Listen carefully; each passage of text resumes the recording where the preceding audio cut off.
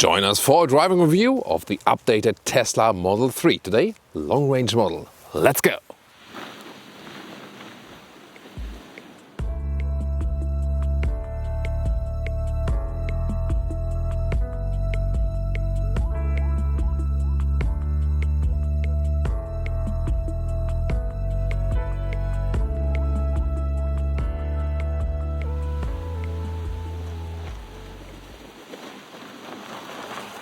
Here in the front we have the typical round face of the Tesla Model 3, a little bit Porsche-alike, but a very consistent and clean design. Headlamps LED, not too much playing around today in the nice red color. The length is at 4.70 meters, 15'4" or 185 inches, and wheels come from 18 to 20 inch. These are here the ones in between, the 19-inch wheels. 18 would be the standard. Also in the aerodynamic style, I recommend these for the best comfort. 19-inch, somewhat a compromise between comfort and look. 20-inch exclusive for the performance model, but then of course with the least comfort. Only has a standard suspension, not adaptive is available. Here with the facelift, all the accentuations are now in black, or like in a satin black or something. Here, for example, the cover for the camera and also the frames here around the window. This makes a sportier style, and they are also, by the way, in matte black then. And here, especially the door handles, this is quite significant. And this, to me, you know, yeah, it looks sportier, maybe also looks a little bit more premium. So overall, I like it. Doesn't the red vehicle color look great as a contrast to the white snow? Yeah. Just realized it once again. Here also a very clean redesign, integrated spoiler lid somewhat, and also a very stringent or consistent design here in the lower area. Top speed, by the way, depending on the model you pick, between 140 and 160 miles per hour, so 225 to 260 kilometers an hour. 3 different models available right now. Standard Range Plus with 58 kilowatt-hour battery, and then the says also dual motor. So the all-wheel drive models, either the long-range model we have here today with 75 kilowatt-hour battery in the same battery size for the performance model, just a little bit quicker than, and the acceleration figure just that you can, you know, very easily remember them, no matter if 2 miles per hour or kilometers per hour. The standard range model, 5 seconds something. This one here, the long-range model, 4 seconds something, and the performance model, 3 seconds something. So that's the easiest way to remember the very quick acceleration figure. And not to forget the looks of the daytime running light. Turn it on right here now. So there we have them in the front. And that's how it looks like in the rear. And not to forget the turning indicators here in the front and also here in the rear, but super short, right? I wonder why that is allowed.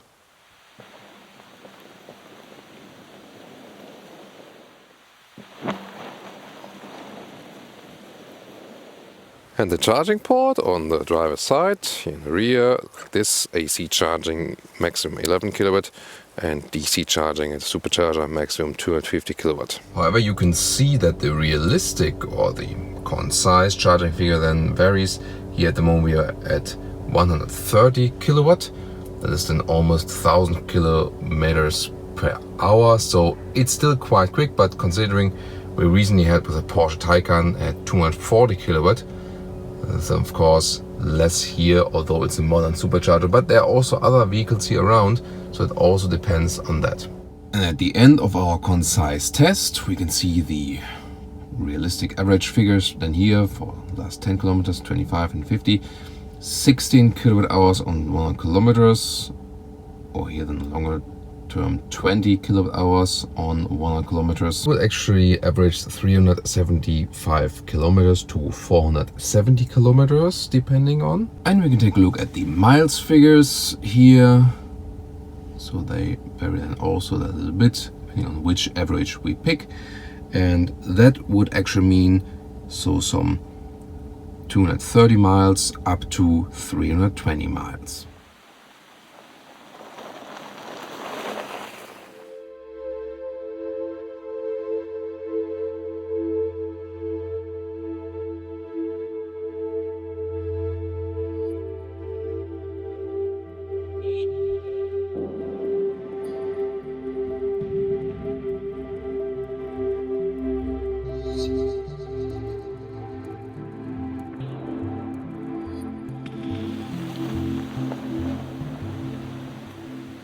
Then inside of the doors, nice soft leatherette cover, also here even softer for your armrest. Then microfiber insert. This is now really premium style, really cool.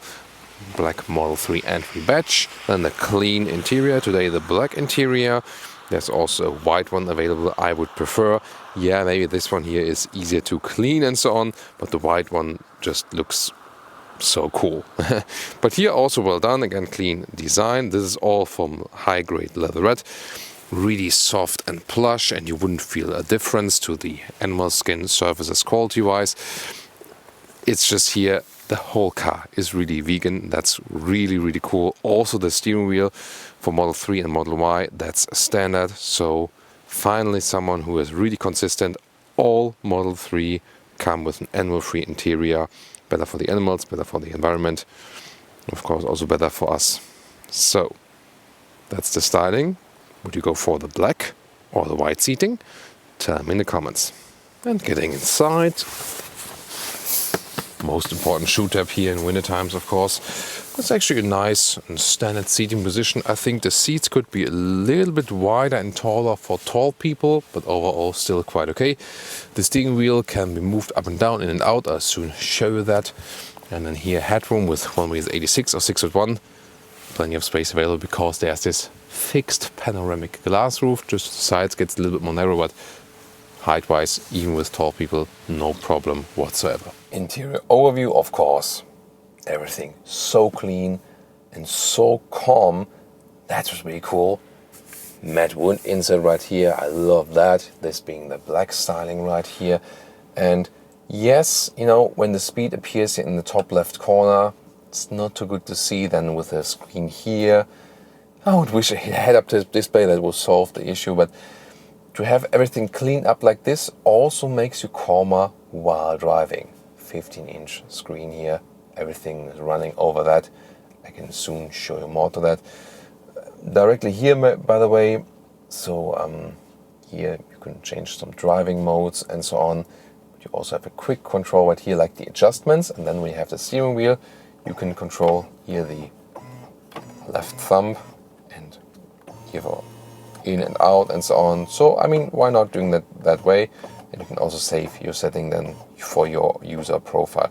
By the way, here these buttons here are now metal knurled in this facelift, so it is not plastic like before. So this feels more high class, more premium. Other changes here with the facelift is this middle console. So in the front we have now 2 inductive charging ports for your smartphone. So that's quite helpful. And then there's also in this micro suite, so microfiber makes a good premium impression. And where we had some piano lacquer before all over the place, collecting fingerprints, not looking that premium, it's now like a matte silver finish. So you hear it also, and then some leatherette covering right there. You remember everything is animal free in this vehicle. Then you can slide this one open. This is more organized now, like in the Model S or X. Huge hole in the front right here. 2 more USB-C chargers. Then you have a cup holder area right there, but not adaptive. Then this is where you would put your, your key card that the car can still drive, for example. Sometimes you have to put it right there when the car was not recognizing the smartphone or something, or you don't have the car key. Then this armrest, nice leather cover, well attached, so increased build quality and then more space underneath right there. And to open the voice command, by the way, pretty simple. Here just press the right button with your right thumb and then the voice control opens. And then to the big screen, you have the map right here, and look how responsive and fast that is. That looks like real time. You can also switch it to the satellite view. Always depends a little bit on how much service you have, but still that's actually quite cool. Although this is here an area at the moment without much self-service. And here you can also open the trunk, open the frunk and so on, or the charging port. And here in the driving modes, acceleration, chill or standard, to change that. Steering mode, talking about that when we drive the vehicle. Stopping mode, I will usually set to hold, because then the car comes to a standstill really when you use the one pedal driving, but you can also put it to creeping mode, so when you lift the brake, then it creeps a little bit forward, depending on your liking. And another facelift update here, the sun visor is held magnetically right here. So why not? And also here, by the way, this has been before, when you put down the mirror light, and then it's also here magnetically, so really nice. This already feels premium now. And another small update here at the inside of the doors, where you press them, push to open, this now has this symbol that you can easier find where that button is, also when it's a little bit darker. And getting in the rear is also a nice quality here with soft touch at the inside of the doors, also in the rear, frameless doors here as well. And you know, to be able to sit a little bit better here, you would need to raise the seat a little bit up. Then I could also fit my feet a little bit better under it. Gets quite close here with my legs. It does fit for 4 tall adults, yes, but again, seat a little bit forward and upward would be better. However, you see here the rear bench is really low, so the angle of my legs here is not ideal. Now to the trunk area, and news here with the facelift, there's an electric motor, so electric tailgate. It doesn't feel or hear most convincing, to be honest, but it's a nice addition nevertheless. The length here is 1 meters and 10. That's already quite substantial, and the width is here a little bit less than a meter right here, and of course a little bit more right here, 1 meters 20. But the cool thing is you have this additional storage, and ta-da, secret, you can really hide a full cabin trolley underneath. And this is then here the new tailgate button right there. Makes a sound, and then it closes like this. And the front, open it from the inside or with your smartphone, for example, and then you have some storage for your charging cables here too. Welcome to Thomas's freezing driving lounge today with the Tesla Model 3 in the facelift version, long range model. And of course, the first thing we have to talk about is the new heat pump, especially here in winter times. And actually, what does it do? It reduces the range losses. So you don't get overall more or higher range, but in winter times, especially when it's like really freezing cold, at the moment -9 degrees Celsius, so way below freezing point, then the consumption is not as bad as it would be usually. And we can see this spike here, you know, in the energy meter. And this was, the car was standing still in the basement garage for a couple of days. It was freezing cold. And the startup, battery, you know, needs to get to the proper temperature, cabin temperature, heating. And that's the thing, you know, with the heat pump, the heating does not take as much energy as it would do without, actually. So, and this is like the worst case. But you see, just after a couple of minutes, it kind of normalizes itself, and then it's actually okay, and it would have been way worse than without the heat pump. And we had this very vehicle before the facelift, so now a little bit more efficient, yes, but you know, in general, but then especially the heat pump here with the winter times. But the funny thing is, usually when we compare summer and winter times, would have been a huge difference. Now, in summer times, we can score like 13 kilowatt hours on 100 kilometers. That's like extremely efficient. That's like 21 kilowatt hours on 100 miles.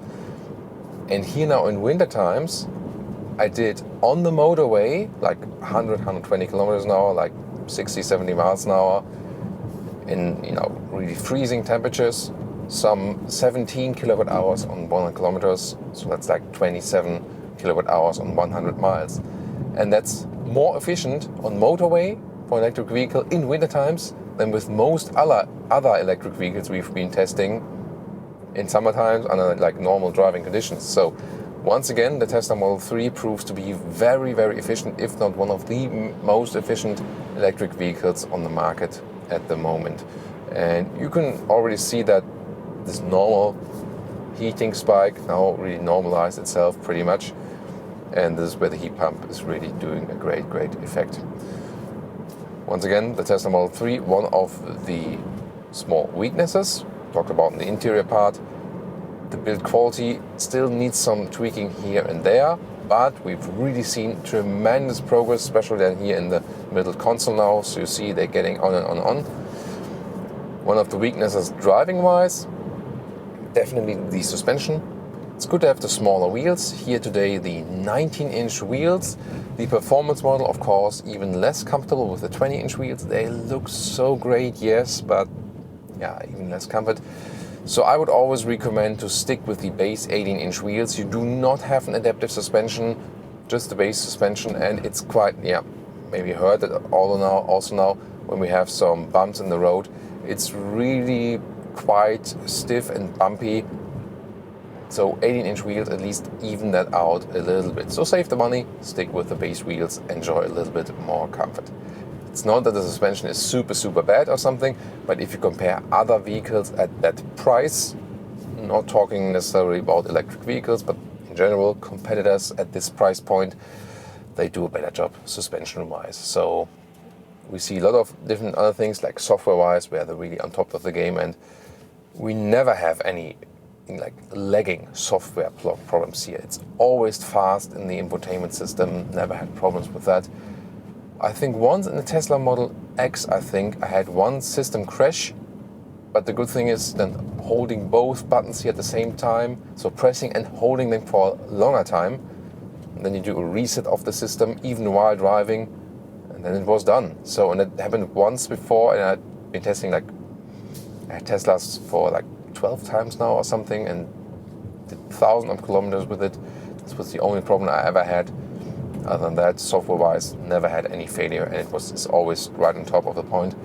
And the voice input also while driving has also been improving, even quite complicated things. Open energy meter. There it is. So, things like this. You can pop up something. I think I managed it once before that I really switched like from this 10 kilometer to 25 kilometer view with the voice command. I think I did that once. So even things that are happening deep in the menu, you can change with the voice input, and that's of course quite impressive. Not to forget, of course, the temperature change and so on and so on. Steering, pretty direct, precise. I think it feels better now. So in one of the early test rides, it felt really artificial. Meanwhile, I have the impression that I have a little bit more feeling in it, and it feels more connected. You can of course always change it around just a little bit. So here, yeah, that's by the way like one thing. Doing these things while driving and not with the voice input is of course not recommended at all. Here now, really bumpy with that suspension. That is one of the drawbacks. Then here I can change the steering mode, for example, here to comfort. Then it's rather loose, very soft. So yeah, that feels unconnected with the vehicle, I think. So rather go with the standard mode. In sport mode, it will get a little bit stronger. And acceleration, I usually leave at the chill mode. So I mean here, 4.4 seconds to 1 kilometers an hour, or 4.2 seconds to 60 miles an hour. This is so fast, and especially if you have co-driver, and you need the chill mode not to stress your passenger. Let's go to the standard acceleration mode, and luckily here, motorway is also properly cleaned, so we can also accelerate it out. And you see the speed right here, and you can see, like once again, I mean, this is like power-wise like a C43 or like a BMW M340i. So now from 30 kilometers an hour, we accelerate it out. Let's go.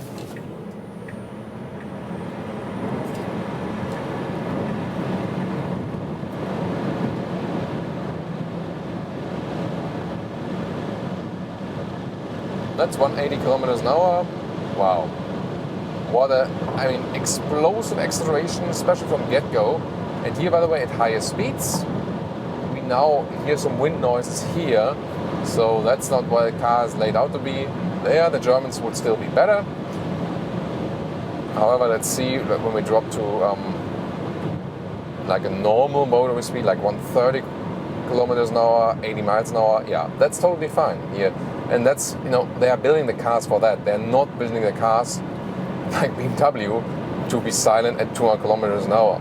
And I think that's also not a bad thing, because when you count the Tesla Model 3 customers worldwide going 200 kilometers an hour, like maybe use one hand, you know? So I think that's totally fine. And now to our conclusion for today with the Tesla Model 3. In the EV market, surely still among the best mid-size sedans to pick. Why? First of all, because it is so efficient from the electric drivetrain, and the software is really great, always up to speed, so many things you can do, and really good voice input. With the new heat pump, also the range losses in winter times are definitely reduced. It will still make a massive difference if you drive an electric vehicle in summer or winter times. That's for sure. But considering we had really freezing temperatures, the new heat pump really did a very good job. Then exterior-wise, with these new black accentuations, I think it makes a more premium and sporty character, and especially like that we have less piano lacquer on the interior, more matte surfaces, micro-suite for the inductive charging box and so on. So once again, they stepped up the game. There are still here some tweaks here and there they could do, but we see it is happening. They're improving the model bit by bit by bit, and so far really, on a very, very good track. The seats, I think still, for tall people, they could be a little bit larger and offer a little bit more comfort, but it's not that they would be uncomfortable at all or something. So, I think a very good job here with the Tesla Model 3, a very likable car. More and more people have been going for this one in the EV market. And if you go for the new Standard Range Plus model, you can already get a decent range, but at a lower price. Here the long range model, of course, for the best range possibilities. And you can, as I said earlier, score these maximum range figures like 550 kilometers, 450 miles, maybe even a little bit more in summer times if you drive steady and so on, or maybe in city. But here still in winter times, we can also go for like 450 kilometers or 350 miles with the help of this new heat pump. So, thank you so much for tuning in today. Leave us your comments to the Tesla Model 3.